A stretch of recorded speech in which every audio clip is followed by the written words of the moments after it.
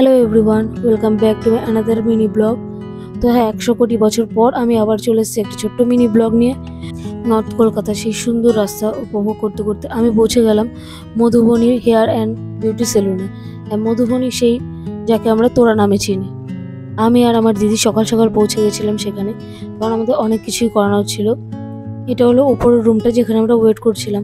আর এখানে আমি আমার চুল নিয়ে একটু ঢং করে নিলাম। ওই যে পেছনে ওখানে দিদি বসে ফোনে কথা বলছে। আমি শ্যাম্পু করে চলে এসেছি। তো এখন হেয়ার স্পা শুরু হবে। তো এখানে হেয়ার স্পার ক্রিমটা লাগানো হচ্ছিল, আর আমি করিয়েছিলাম এখানে লরিয়ালের স্পাটা, কারণ রং খেলার পরে আমার চুলটা প্রচণ্ড রাফ হয়ে গেছিলো। পরে তোমরা শেষে দেখতে পাবে আমার চুলটা আবার আগের মতো হেলদি হয়ে গিয়েছিলো। আর এখানে আমি করাইছিলাম ডি10, কারণ মুখে প্রচণ্ড ট্যান পড়ে গিয়েছিল। এই দিদির হাতের কাজ সত্যিই খুব সুন্দর। তো তোমরা চাইলে একবার ভিজিট করতেই পারো। এখানে আমার হেয়ার ওয়াশ হয়ে গেছে। তো এখানে ব্লো ডাই চলছিল।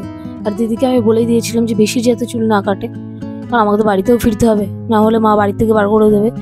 যার জন্য দিদিকে বলাতে একদমই সামান্য করে আমার চুলটা কেটে দেয়, যতটুকু না কাটলেই নয়। এটা কোনো প্রমোশন ভিডিও নয়, এটা জাস্ট একটা অনেস্ট রিভিউ ছিল। তো তোমরা চাইলে অবশ্যই ভিজিট করতে পারো। তো আজকের মতো টাটা। তো দেখা হচ্ছে নেক্সট ভিডিওতে। বাই।